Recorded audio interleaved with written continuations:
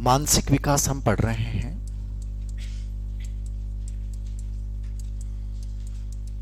मानसिक विकास में मानसिक क्रियाएं मैं पढ़ा रहा हूं। पहली क्रिया संवेदना, सेंसेशन, हम पढ़ चुके हैं। ये ज्ञान की पहली सीढ़ी होती है। आपकी शिक्षा का शुरुआत यहीं से होता है। जब चीजों को आप महसूस करते हो वो संवेदना है। चीजें जो आपके पास सबसे पहले जिस रूप में आएंगी वो संवेदना आपको एहसास करवाएगी। तो हर चीज का, शिक्षा का आना, ज्ञान की शुरुआत होना, ज्ञान की पहली सीढ़ी होना, कोई चीज को महसूस करना, ये सब कौन करवाती है? संवेदना करवाती है। तो संवेदना पहली सीढ़ी है। खूब प्रश्न आएंगे, याद रखना। चीजों को रिलेवेंट करना। एक तो मैं बार बार बोल रहा हूं कि पहले क्या होता था, मैंने ऐसे कुछ चीजें देखी हैं कि पर्सनैलिटी आपका अच्छा पढ़ा हुआ है तो आपके विकास में काम आ रहा है, अधिगम में काम आ रहा है। मोटिवेशन अच्छा पढ़ा हुआ है तो वो आपके काम आ रहा है। चीजें एग्जामिनर उलझा के पूछ रहा है। अब समायोजन के मॉडल पे एक प्रश्न पूछा गया जो किसी किताब में नहीं मिलेगा। समायोजन के मॉडल पे कोई चर्चा भी नहीं करता और बहुत हाई लेवल की चीजें हैं। लेकिन जिसने वाइगोत्स्की पढ़ा है वो समझ जाएगा सोशियोजेनिक मॉडल क्या होता है। तो चीजों को रिलेवेंट करो। टॉपिक्स एक दूसरे में योगदान दे रहे हैं। एक टॉपिक अच्छे से पढ़ा हुआ है, दूसरा अपने आप अच्छा हो जाएगा। और नहीं समझी हुई हैं तो चीजें बहुत प्रॉब्लम्स हो जाएंगी। बाकी मुझे लग रहा है कि इतने हार्ड नहीं है, लेकिन जो बच्चों के रिस्पॉन्स आए मेरे पास वो आए हैं कि सर हमें कुछ आ ही नहीं रहा है। तो इससे मुझे लग रहा है कि हम पढ़ नहीं रहे हैं। अच्छा नहीं पढ़ रहे हैं तो हमें पेपर क्या लग रहे हैं? हार्ड लग रहे हैं। मुझे 1% हार्ड नहीं लग रहे, लेकिन आपकी नज़रिए से देखा जाए तो पेपर सच में हार्ड है। क्योंकि हम कॉन्सेप्चुअल लेवल पे हम बहुत कमज़ोर हैं। हमें ये नहीं पता है कि नैतिक विकास होता क्या है, सोशल डेवलपमेंट होता क्या है। हम शब्दों के अर्थ नहीं निकाल पा रहे हैं, और अर्थ नहीं निकाल पा रहे हैं इसका मतलब हम रट रहे हैं चीज़ों को। और रटा हुआ ज्ञान फलीभूत नहीं होगा। पहले की परीक्षाओं में लोग बन गए स्कूल व्याख्याता, सेकंड ग्रेड, थर्ड ग्रेड, रट रटा के। अब बदल गया, पैटर्न बदल रहा है कंप्लीटली। तो समझ बेस्ड क्वेश्चन आ रहे हैं। वही एनसीईआरटी वाला फंडा है कि आपने पूरा पढ़ा, लेकिन पूरा पढ़ा वहाँ से प्रश्न ही नहीं आया, उसकी भाषा ही अलग आई।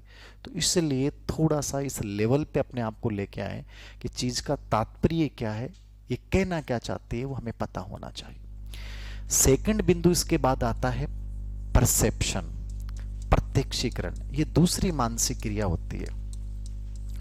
प्रत्यक्षीकरण में क्या होता है? परसेप्शन में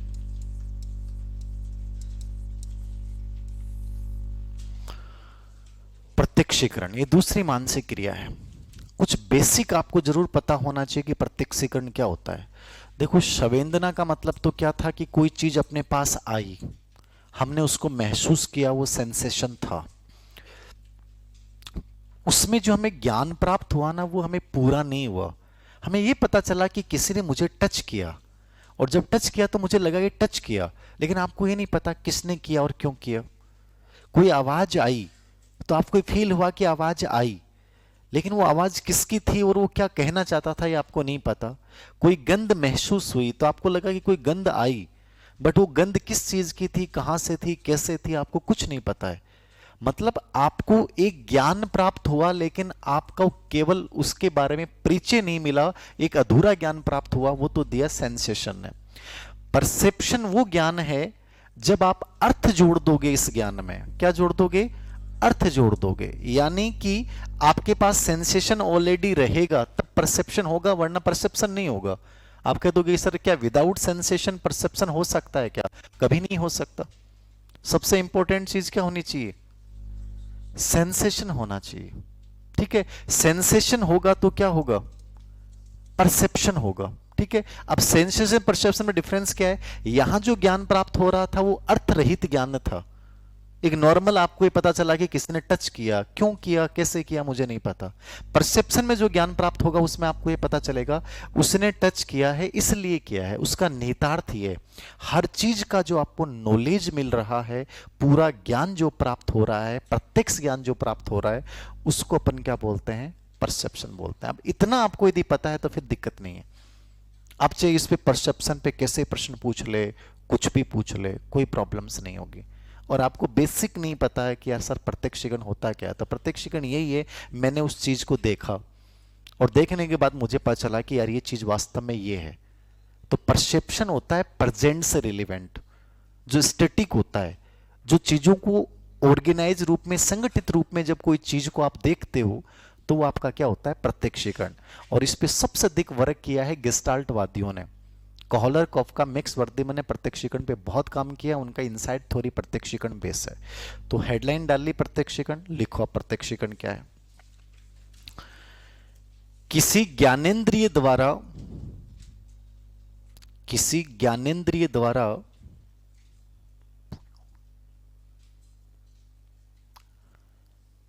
किसी उद्दीपक का, किसी ज्ञानेंद्रिय द्वारा किसी उद्दीपक का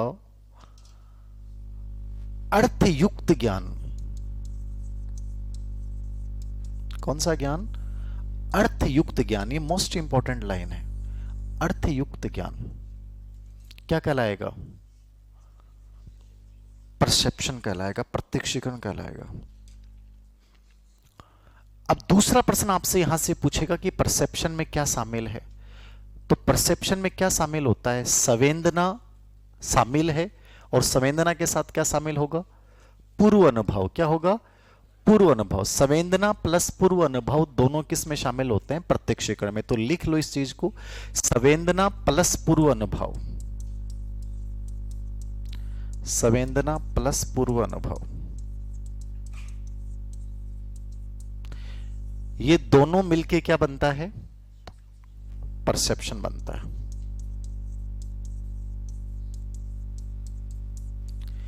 संवेदना प्लस पूर्व अनुभव बराबर प्रत्यक्षीकरण। समझ में आ रहा है? चीजें बहुत आसान है, बस समझिए उनको कि प्रश्न यहां से क्या बन सकता है, चीजें कैसी हैं, इसका तात्पर्य क्या है। तो ये इसका बेसिक अर्थ हो गया। इसमें संवेदना प्लस पूर्व अनुभव है, प्रत्यक्षीकरण है। मोस्ट इंपॉर्टेंट लाइनें हैं। प्रत्यक्षीकरण पे जिसने सबसे अधिक काम किया है वो किसने किया है? गेस्टाल्टवादियों ने। याद रखना है, गेस्टाल्टवादियों ने सबसे अधिक वर्क किया है किस पे? प्रत्यक्षीकरण पे। लिख लो, गेस्टाल्टवादियों ने प्रत्यक्षीकरण पे सबसे अधिक कार्य किया। गेस्टाल्टवादियों ने प्रत्यक्षीकरण पे सबसे अधिक कार्य किया।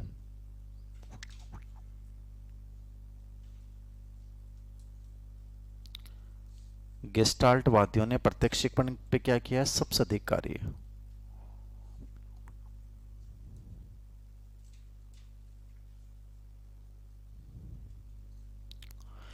मैंने जब सूझ का सिद्धांत आपको पढ़ाया था, वहां मैंने कुछ नियम लिखाए थे। क्षमता का नियम, निकटता का नियम, सिमेट्री सम्मिति का नियम, क्लोजर का नियम, जिसको पूर्ति का नियम आप बोल दो, अविच्छिन्नता का नियम। ये जो नियम थे ना, वो सब इस प्रत्यक्षीकरण के नियम थे। किसके नियम थे वो? आपसे पूछ भी ले तो वहां से चीजों को रिलेवेंट करना, चीजों को जोड़ना। सम्मिति क्या है, ठीक है, निकटता क्या है, निरंतरता क्या है, समानता क्या है। एक लघुता भी होती है प्रत्यक्षीकरण में, कि लघु क्षेत्र जो होता है, छोटी चीज जो होती है, उसकी तरफ आपका क्या जाता है? ध्यान जाता है। काले पे ज्यादा ध्यान जाएगा या सफेद पे ज्यादा ध्यान जाएगा? काले पे ध्यान जाता है। यदि आपको किसी शादी में आपको अट्रैक्शन का केंद्र बनना है तो आप हमेशा डार्क कलर पहन के जाओ। आप ये चाहते हो कि कहीं नजरें हम पे पड़े, तो डार्क कलर पे नजरें जरूर पड़ेंगी। क्या पता आपका भाग्य खुल जाए कहीं, बट वो ध्यान का केंद्र बनेगा। याद रखिएगा, ये हमारा मानव का स्वभाव है। परसेप्शन होता क्या है? जब अपन साइकोलॉजी, पर्सनालिटी डेवलपमेंट पे बात करते हैं, तो ये सब चीजें बताई जाती हैं बंदों को कि आप किस जगह जाएं तो क्या पहन के जाएं, कहां कैसे रहें। ये सब चीजों का प्रभाव पड़ता है। हमें पता, आपको पता ही नहीं होता, लड़कों को तो पता ही नहीं होता, लड़कियां तो फिर भी एक्सप्लोर कर लेती हैं चीजों को। शादी में ऐसे जाना है, एंगेजमेंट में ऐसे जाना है, मिलने जाना तो ऐसे जाना है, कैफे में जाएंगे तो ऐसे जाएंगी। तुम लोग एक ही तरीके से जाते हो, जैसे हो वैसे के वैसे जाते हो। इसलिए सिर्फ तुम बिल भर के आते हो, बाकी कुछ नहीं होता है तुम लोग।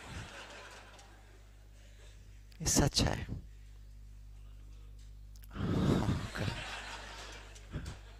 ये बात गलत हो रही यार, क्योंकि मैं इसके बड़ा खिलाफ हूँ।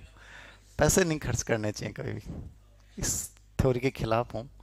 ये तो मैं आपको, ये तो मेरे पास क्या है कि इतना अनुभव इस रूप में कि आप जैसे टूटे हुए दिल लोगों का अनुभव मिलता है मुझे कि सर मैंने बहुत खर्च किए। सर आप सोच नहीं सकते मैंने जयपुर के कितने कितने कैफे में कॉफ़ी पिलाई है। फिर उसने क्यों किया सर? तब पता चलता है कि मुझे बच्चे ऐसे भी करते हैं क्या। तो मैंने किसी कुछ किया नहीं था। मैंने एक बार कोशिश की थी किसी को जूस पिलाने की, और यूनिवर्सिटी का टाइम था, तो मैंने कहा कि जूस पीने चलें क्या। तो उसने ना मना नहीं किया, उसने कहा चलो ठीक है चलते हैं। अब मैंने पहली बार इन्वेस्ट किया 10 रुपए यूनिवर्सिटी के सामने वाला जूस सेंटर पे। तो मैंने सोचा वाह यार, जूस के लिए हाँ बढ़ती, ठीक है अच्छी बात है। फिर जूस पीने के बाद उसने देखना ही बंद कर दिया, तो मैंने को लगा कि ये कॉन्सेप्ट बेकार। पैसे खर्च कर रहे हो आप आगे से, इसका मतलब आपका आकर्षण वहीं खत्म हो गया। समझ रहे हो आप छुप के रहो, रहस्यात्मक जब रहोगे तो आपकी तरफ ध्यान जाएगा। कि परसेप्शन की थ्योरी है, ठीक है ना। आप पहली ही बार में उजागर हो गए ना, आपने चल के कुछ कह दिया, तो उसी से अगला आपके पर्सनैलिटी के बारे में ये परसेप्शन बनाता है कि बंदा तलाश कर रहा है, जो मिल जाए वैसा ठीक है। ठीक है? इसलिए कभी भी अपने आप को एक्सप्रेस मत करो विपरीत लिंग के सामने, कभी भी इस रूप में, ठीक है ना। छुप के रहो, तब अगला आपको सर्च करने का पूरा प्रयास करेगा। ये जो मैंने बोली है मेरा एक्सपीरियंस नहीं है, ये साइकोलॉजिकल गहरी बात है। आप इसको इस रूप में कह दें, कैसा भी समझ लो। तो वहां मैं आपको बोल रहा था कि जैसे ये चीजें, इसमें छोटी छोटी परसेप्शन पे अपन 2 घंटे डिस्कशन कर सकते हैं कि हम प्रत्यक्षीकरण को कैसे बढ़ाएं, प्रत्यक्षीकरण कैसे प्रभावित करता है, प्रत्यक्षीकरण में ऐसी कौन सी चीजें हैं जो हमें आकर्षित करेंगी। ये सब इस पे बहुत बड़ा वर्क होता है। तो कंपनियों में स्पेशली इस पे वर्कशॉप तक आयोजित की जाती हैं कि हम कैसे लोगों का ध्यान अपनी तरफ आकर्षित करें, कैसे हम केंद्र बने। तो वहाँ ये सब चीज़ें बताई जाती हैं। हम लोग इतना ड्रेसिंग सेंस थोड़ी ध्यान रखते हैं, कुछ भी पहन लेते हैं, मन में आती है वैसी चीज़ें पहन लेते हैं। वो हमें ऐसा लगता है कि बिंदास रहना चाहिए, अपने को अपना कोई आकर्षण केंद्र भी नहीं बनना। बट आप वो देखना, कंपनियों के जो लोग होते हैं उनकी ड्रेसिंग सेंस वगैरह, उनकी हर चीज़ को आप देखोगे तो आपको लगेगा कि हाँ होती हैं चीज़ें, वो बहुत ध्यान देते हैं चीज़ों पर।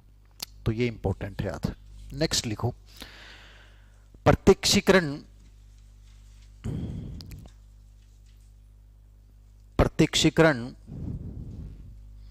की विशेषताएं, नेचर ऑफ परसेप्शन, प्रत्यक्षीकरण की विशेषताएं।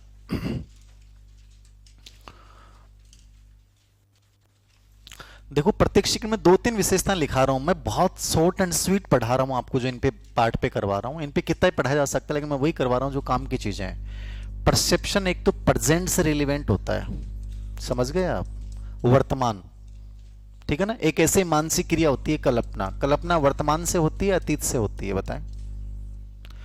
कल्पना वर्तमान से होती है अतीत से होती है, कल्पना भविष्य से होती है। मैं मतलब आपकी थिंकिंग पावर को देखना चाहता हूं कि आप केंद्र से हटके सोचते हैं कि नहीं सोचते हैं। हमारी सोचने समझने की ताकत खत्म हो गई, इसलिए साइकोलॉजी के पेपर मारेंगे बच्चों को, आपको बोल रहा हूं मैं। चाहे किसी भी इंस्टीट्यूट से कोचिंग कर लेना, यदि अपनी सोच को केंद्र से नहीं हटाया तो बहुत बड़ी प्रॉब्लम में फंसने वाले हो तुम लोग।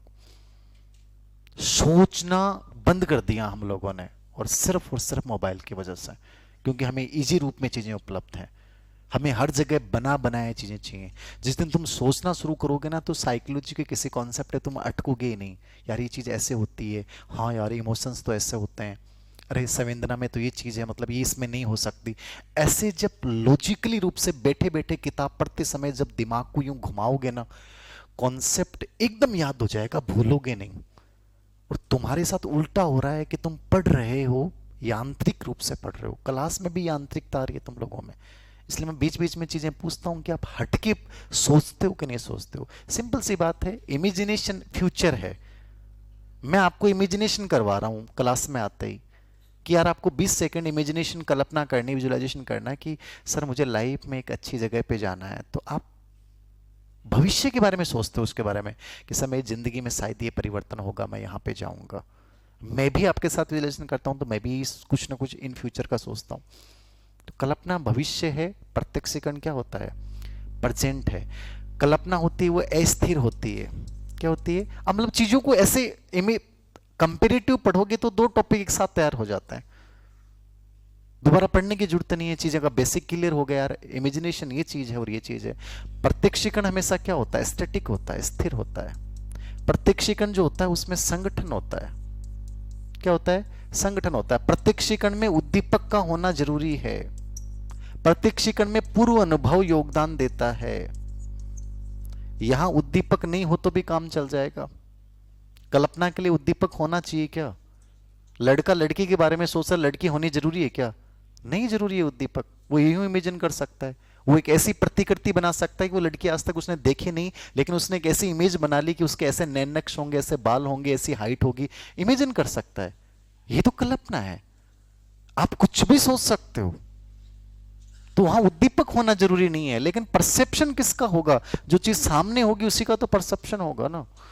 तो उद्दीपक होना चाहिए। अब ये चीजें क्या है, मुझे पढ़ाने की जरूरत नहीं है चीजें, मैं आपको ईमानदार से बता रहा हूं। ये तुम थोड़ा सा सोचो यार, प्रत्यक्षीकरण का मतलब अपन चीजों को देखते हैं, देखेंगे मतलब उद्दीपक होना है, उद्दीपक मतलब वर्तमान से। प्रत्यक्षीकरण क्या होता है, स्टैटिक होता है। ठीक है, प्रत्यक्षीकरण में क्या होता है, आपने पहले चीजें क्या देख रखी हैं उनसे उन चीजों को जोड़ोगे आप, तो पूर्व एक्सपीरियंस चाहिए। कल्पना को जैसे आप इमेजिन करोगे तो कल्पना की एक विशेषता ऑटोमेटिकली आ जाएगी, और जो आपने निकाली है विशेषताएं उनको आप कभी भूलोगे नहीं। किताब से तुम कितना ही पढ़ लो तुम भूल जाओगे, क्योंकि वो आपका मैटर नहीं है, वो आपका कंटेंट नहीं है। इसलिए मैं क्लास में भी बच्चों को बोलता हूं कि जब मेरी बोली हुई बात को भी तुम अपनी भाषा में लिखा करो, अपने तरीके में बदलो, उससे तुम्हारा उससे जुड़ाव हो जाएगा कि मेरा अपना है। और जो अपना होता है वो कभी छूटता नहीं है, समझ रहे हो आप? डुप्लीकेसी छूट जाती है, अपना नहीं छूटता है। चीजों को जोड़ सकते हो आप। लिख लो विशेषताएं। प्रत्यक्षीकरण वर्तमान से संबंधित है। प्रत्यक्षीकरण किससे संबंधित है, वर्तमान से संबंधित।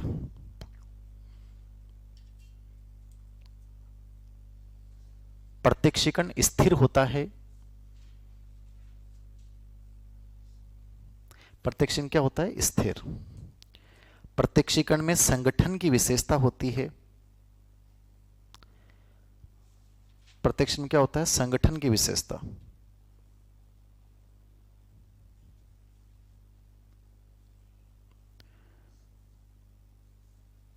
प्रत्यक्षीकरण में संगठन की विशेषता होती है।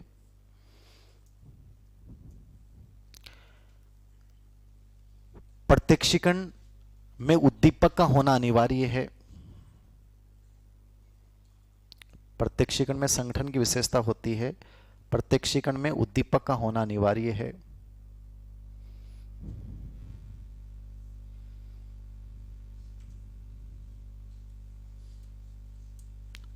प्रत्यक्षीकरण में कल्पना नहीं होती। प्रत्यक्षीकरण में कल्पना नहीं होती।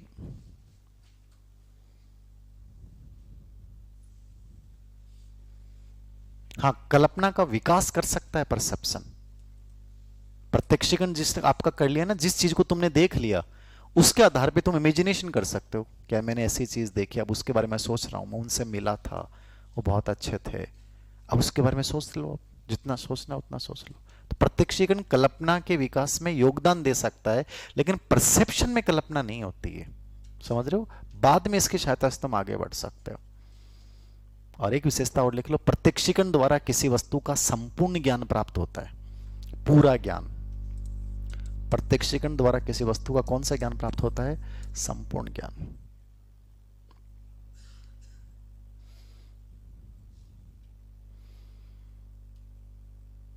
ये छोटे टॉपिक है ना, रेट में बहुत आते हैं, सीडीपी एग्जाम में इन पे बहुत प्रश्न आते हैं।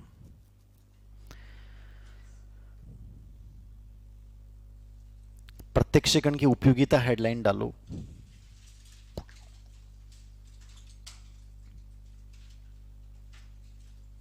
प्रत्यक्षीकरण की उपयोगिता किसमें उपयोगी होगा बताओ?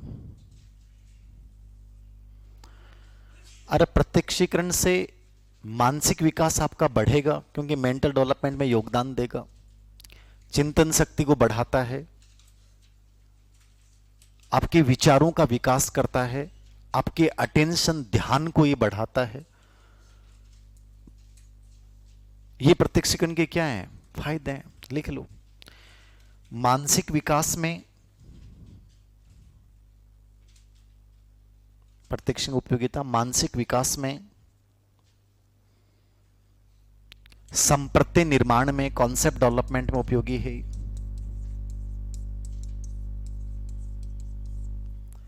संप्रत्यय निर्माण में,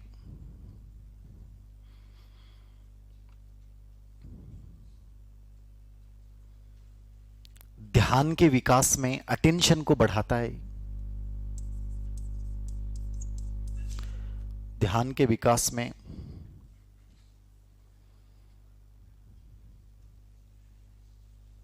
विचारों का लिखा दिया क्या मैंने, विचारों का विकास करता है, विचारों के विकास करने में,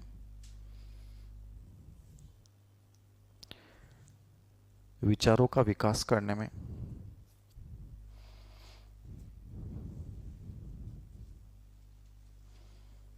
ये लिख लेना। अब एक टेबल बनाना, एक तरफ संवेदना और एक तरफ प्रत्यक्षीकरण, दोनों में क्या डिफरेंस होता है। संवेदना और प्रत्यक्षीकरण दोनों में क्या डिफरेंस है बताओ।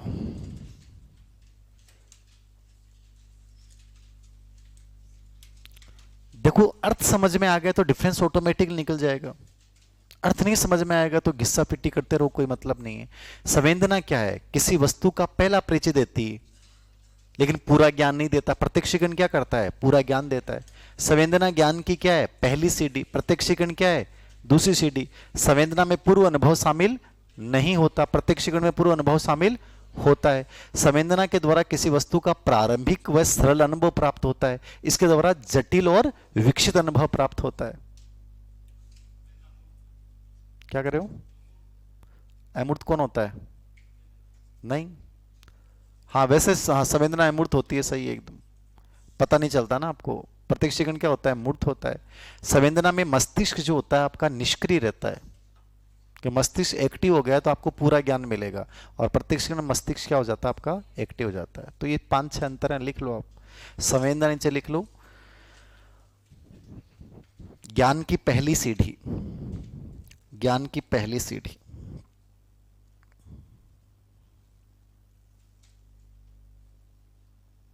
प्रत्यक्षीकरण में क्या जाएगा, दूसरी सीढ़ी।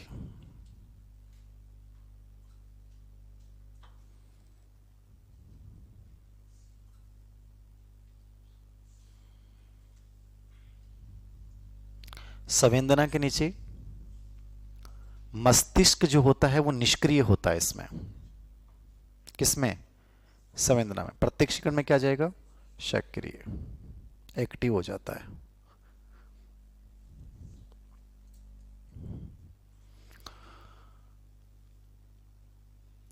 संवेदना के नीचे लिखेंगे पूर्व अनुभव से संबंध नहीं, पूर्व अनुभव से संबंध नहीं।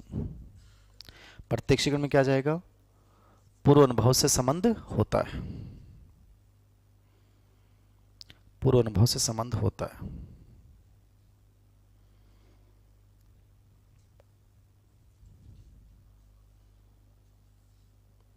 लिख लिया, ये इंपॉर्टेंट लाइन है, पूर्व अनुभव से संबंध वाला। संवेदना में लिखना जीवन का प्रारंभिक व सरल मानसिक अनुभव,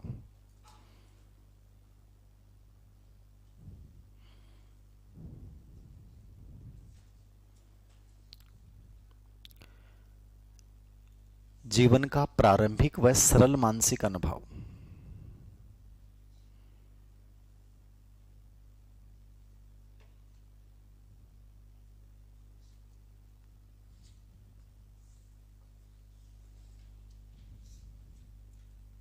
ये सेकंड ग्रेड में आया हुआ प्रश्न है, जीवन का प्रारंभिक व सरल मानसिक अनुभव किसे